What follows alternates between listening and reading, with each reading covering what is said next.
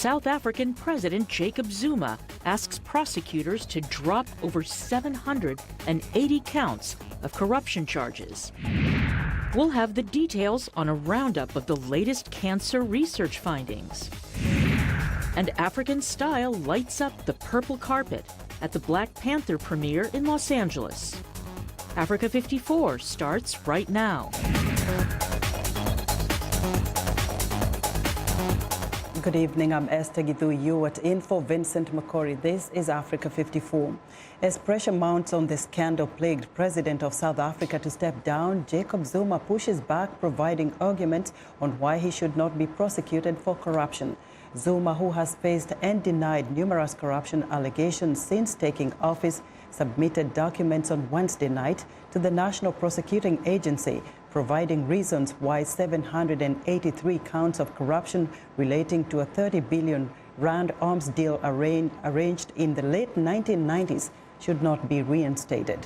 NPA spokesman Luvuyo Mfaku says the head of the agency, Sean Abrahams, received the representations from the legal representatives of Zuma and would announce the next course of action later.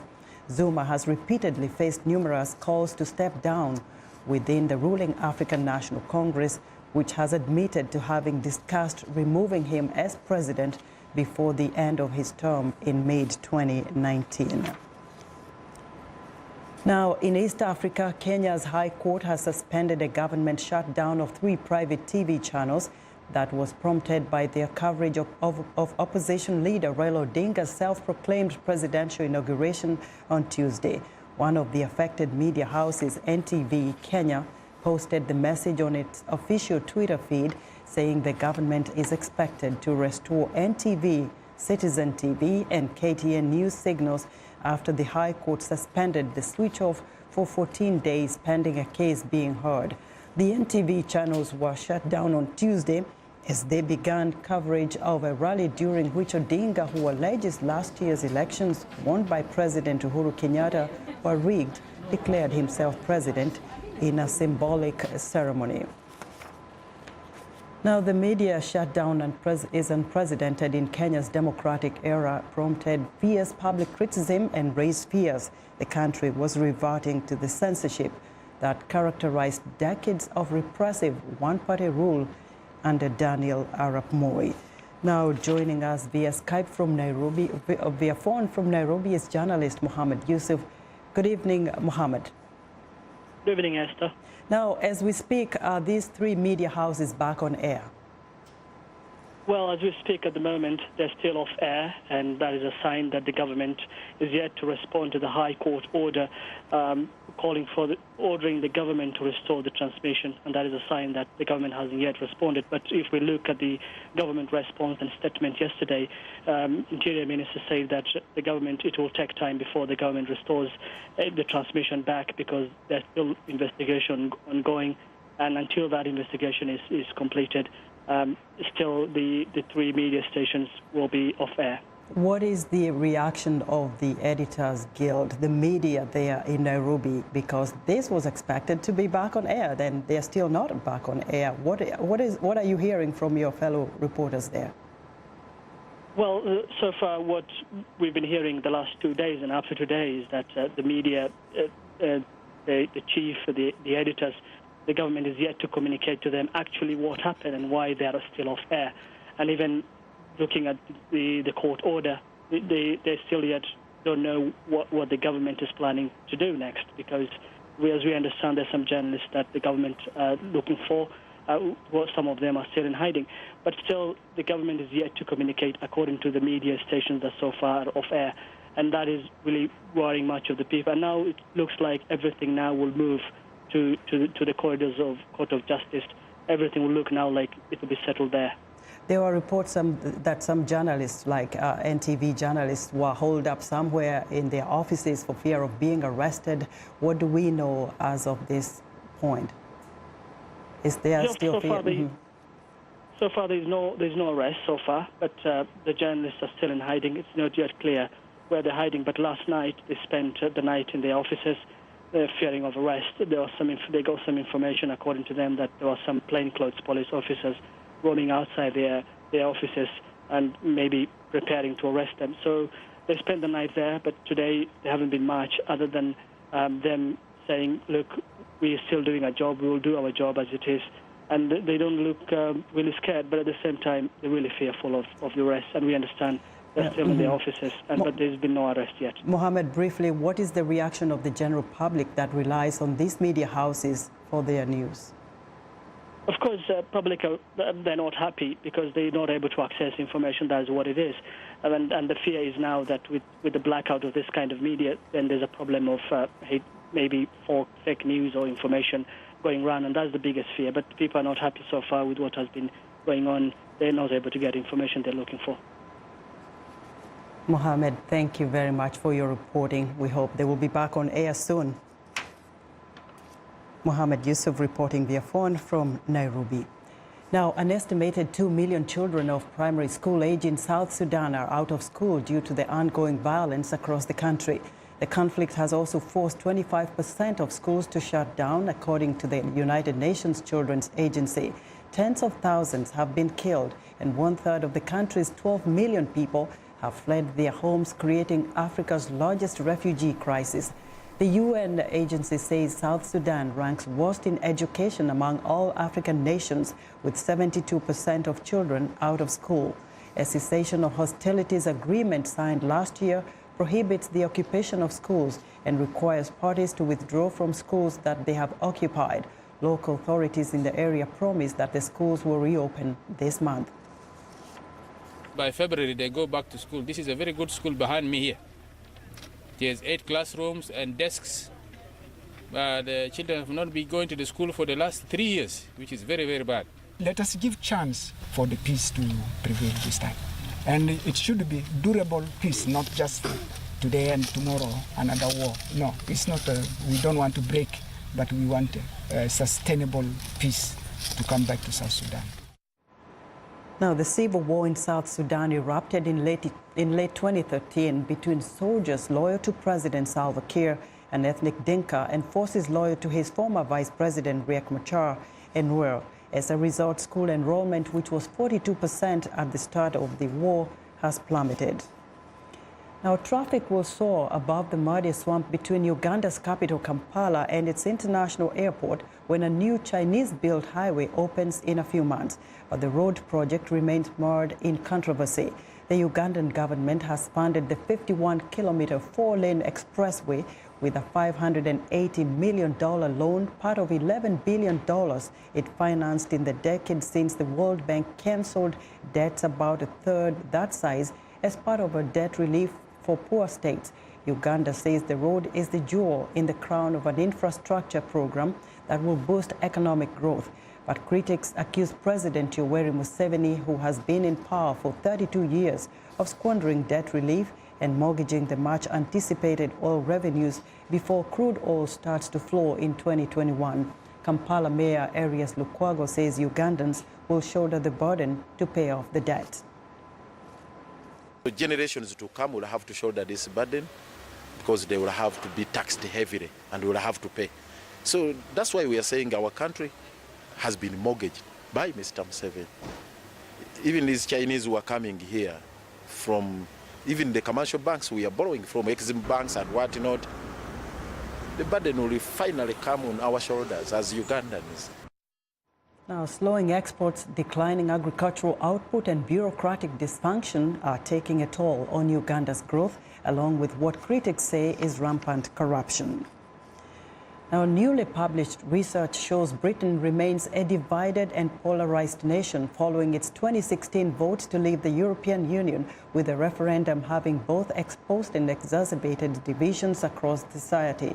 The splits cut across political lines, with sharp divisions emerging on attitudes to ethnic minorities in Britain.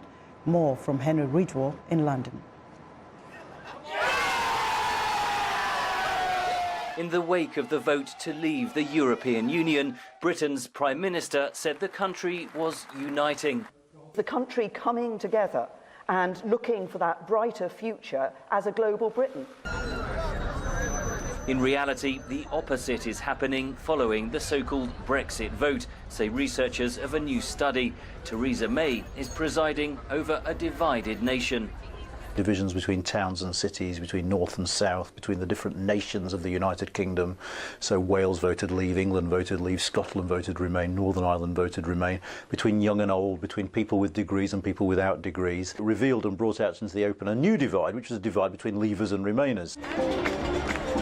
Researchers identified another emerging divide.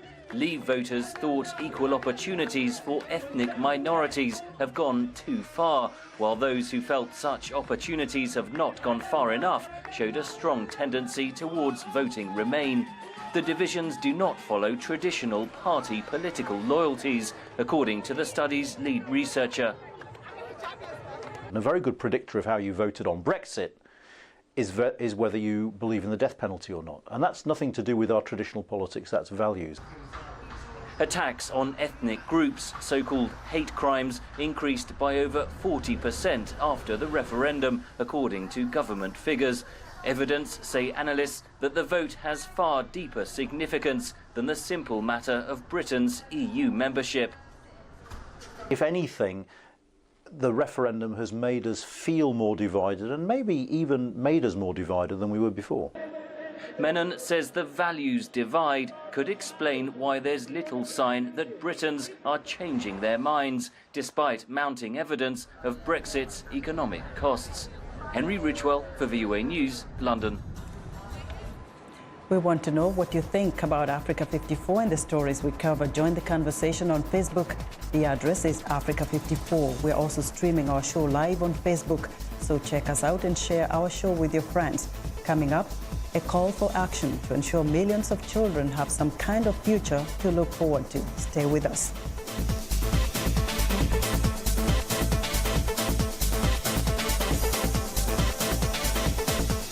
Health news and notes. This is Living Better. Exploring frozen landscapes in places like Finland is easier on a bicycle with oversized tires, which can help people conquer terrain like sand and snow and venture into remote environments. Johannes Porkio is a mountain bike tour operator in Finland. You can do it in many ways, but mountain biking is good because of most of the people have been riding bikes back in home, so it's the easy way to go. But anyway, you can go like naturally. It's like not using any fuel or anything, just riding a bike. That's good for environment too. These bikes are fitted with tires almost 10 centimeters wide. We have got really good feedback, but this is for everybody. This is really new, and there is really many people who are coming here and they don't know you can ride fat bikes here. Porkio says that fat tire bikes mean that people can take to the mountains and forests all year round. I'm Martin Seacrest for VOA's Living Better.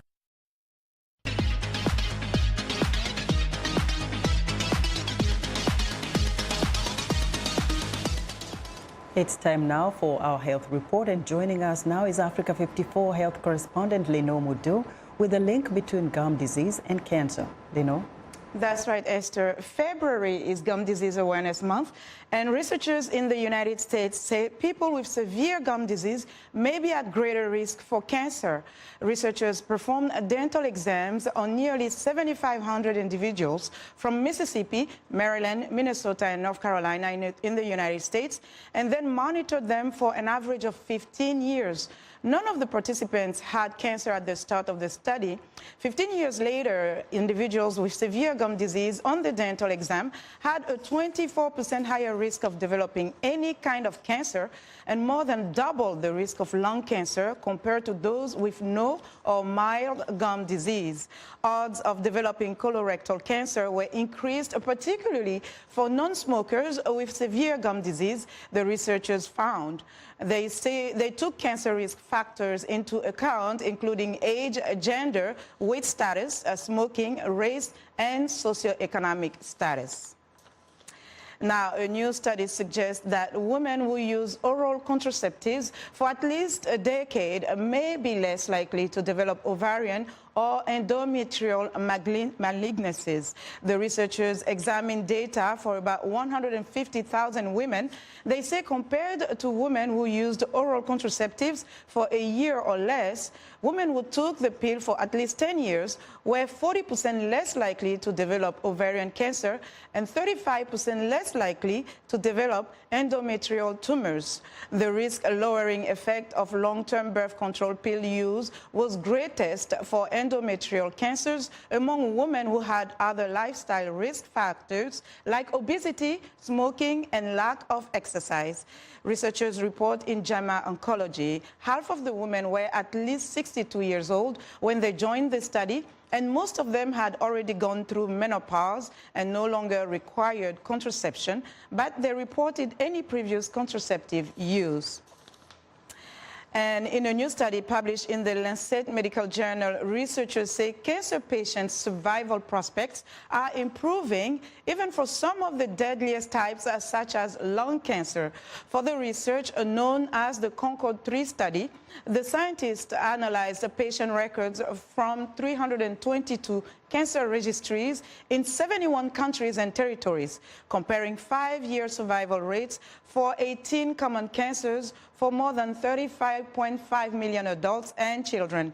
They say for most cancers over the past 15 years, survival is highest in just a few healthy countries, including the United States, Canada, Australia, Norway, and Sweden. Furthermore, there are huge disparities in survival between countries, particularly for children. They say the disparities are most likely due to variations in the availability and quality of cancer diagnosis and treatment services.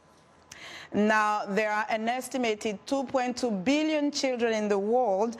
In a recent report, the United Nations says urgent action is needed to ensure that millions of them have some kind of future to look forward to. VOA's Kevin Enox reports. The United Nations estimates that there are 48 million children in the world affected by violence and conflict. But they've just presented the world with a plan for giving them some kind of future. So UNICEF is launching its appeal. It will be an appeal for $3.6 billion, covering crisis situation in 51 countries and covering needs that UNICEF intends to meet for 82 million people, including 48 million children. UN officials say lengthy conflicts in the Middle East and Africa are where children need the most help. And this goes around the whole world. Crisis, the crisis that has the highest number is around the Syrian refugees in neighboring countries, and then Syria, Yemen, and many other crises. Officials say the problem is being made worse by a new trend in warfare to target the institutions that help children stay healthy and get ahead. Unfortunately, what we see is a bit of a new norm around attacks on schools, on hospitals, on health facilities in general, on water facilities that shouldn't be acceptable. It's just not acceptable to attack children's facilities, not acceptable to recruit children, and not acceptable to detain children in those situations. And this is a worrying trend. The relatively new nation of South Sudan is one of the hardest hit. And officials there say they are trying to save an entire generation of children lost to conflict. So currently we're doing a demobilization exercise in the south of Sudan in a place called Yambio, where we hope to get at least 580 children out of the military and back to school, back to their communities. Then we'll go to the north of Sudan and hopefully between 2 sites in the north of Sudan get another 400 out of the military.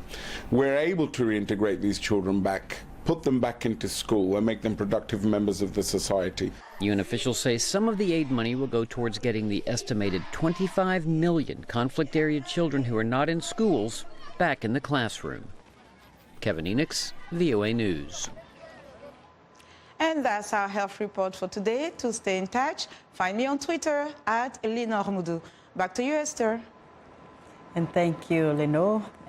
Join Lenore again on Tuesday and every Thursday for the latest health news in Africa, right here on Africa 54.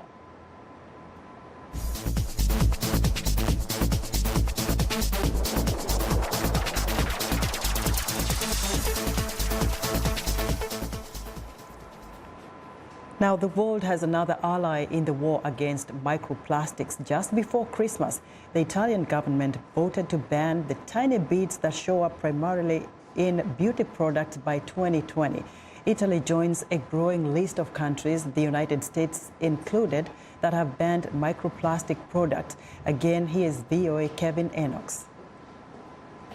Microplastics, tiny bits of plastic less than 5 millimeters in size, show up primarily in toothpaste and beauty products.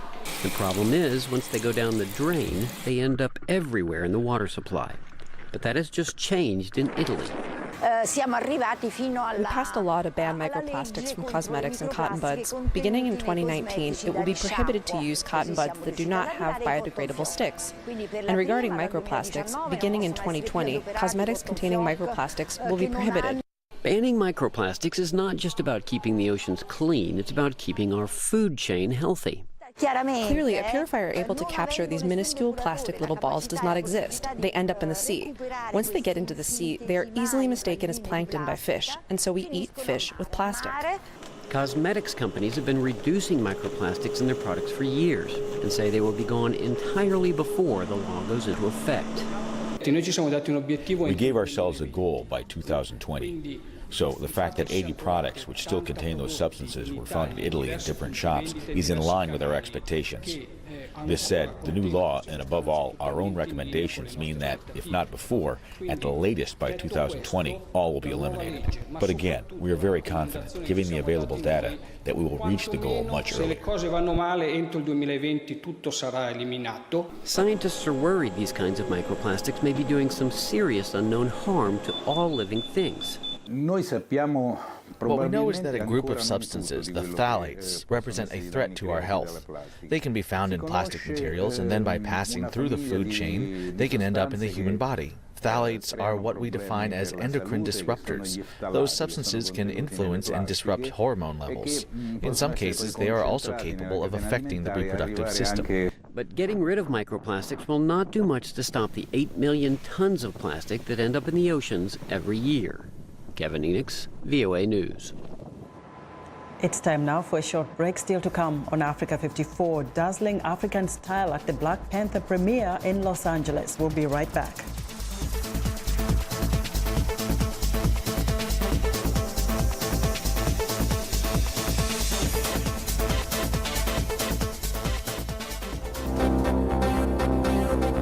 Nigeria, 2 female suicide bombers attacked the Delori internally displaced persons camp in the northeastern city of Maiduguri, killing at least 5.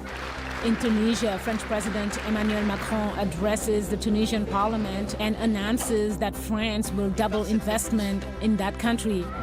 In Togo, healthcare workers initiate a nationwide 2-day strike amidst several opposition protests demanding better equipment and more nursing staff. Kenya's High Court orders the government to end its shutdown of the country's top 3 TV stations after they tried to broadcast images of the opposition leader's mock inauguration. Finally, in the DRC, people hold mass to commemorate the 1-year anniversary of opposition leader Etienne Tshisekedi's death.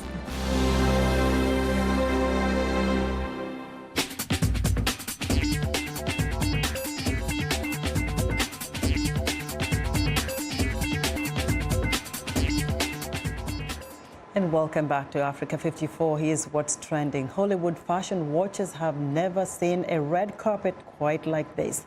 Bright Africa-inspired fashion dominated the purple carpet at the world premiere of the new Marvel superhero movie Black Panther in Hollywood. The stars of Marvel's latest superhero movie were joined by guests including Janelle Monáe, George Lucas, Snoop Dogg, Donald Glover, and more. The lovely Lupita Nyong'o says her purple Versace was inspired by vibranium, referring to the fictional strong metal found in the fictional African nation of Wakanda, where Black Panther takes place. Black Panther hits theaters on February 16th. Next up, scientists are developing robots that may one day be able to creep through old mines to help prevent environmental disasters. The first step in addressing the problem is finding out what's inside the mines. That's where the robots come in. They could navigate the pitch-black passages to map the mines and analyze the water. Significant obstacles remain, including finding a way to operate remotely while deep inside a mine beyond the reach of radio signals. And finally, dog lovers, this is the real Super Bowl. Full of puppy puns and furry fun, Animal Planet's 14th annual Puppy Bowl will air on Super Bowl Sunday to raise awareness for pet adoptions. This year, 90 puppies from 48 rescue centers from across the United States make up Team Rough and Team Fluff for a spirited game of gridiron. The halftime performance will feature Kit and Sink singing Meow Meow Meow to the tune of NSYNC's 2000 hit Bye Bye Bye. Puppy Bowl 14 will continuously air for a total of 10 hours on Animal Planet beginning at 8 p.m. UTC. And that's what's trending today. Now, a traveling exhibit by the East Africa Art Biennale has opened for the first time in Kenya's capital, Nairobi, titled Moving Art Across East Africa Borders. The show features works by 62 artists from 11 countries and aims to promote East Africa's emerging artistic talent. VOA's Daniel Scherf attended the opening and has this report from Nairobi.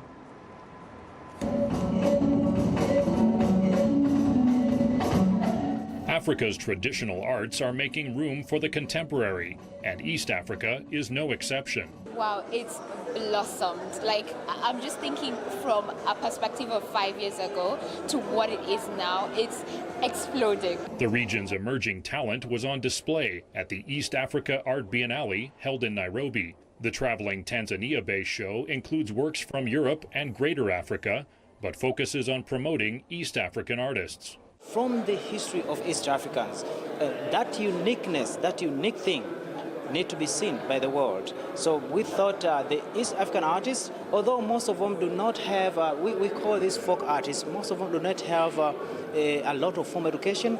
They use talent, but that talent makes them unique. At Biennale to artists. Joy Maringa began just a few years ago displaying her talent as a makeup and lip artist. It's different. I love lips. It's ignored. Most people don't want to talk about lips normally. And I thought it was the best canvas for me.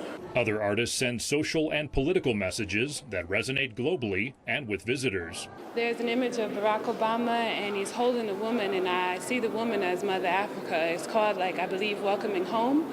And for me, Obama is home, but America no longer feels like home as the president that we have now. Kenyan artist Ken Othiamo Mom, a visitor to the exhibit, says East African art is taking baby steps onto the world stage. Like London, like the African Art Fair in London, which had like few Kenyan artists and few artists from Africa, which was more interesting because actually everyone is now seeing like there's actually emerging talent in art in Kenya and in South Africa as a whole. East Africa's contemporary art is indeed emerging step by step. Daniel Scherf, VOA News, Nairobi. And that's our show for today. Be sure to watch Africa 54 on our website at voaafrica.com. For more news, tune in to VOA's evening radio show, African News Tonight, at 1800 UTC, and in the mornings to Daybreak Africa between 0300 and 0600 UTC, Monday through Friday. Thanks for watching, and good night from Washington.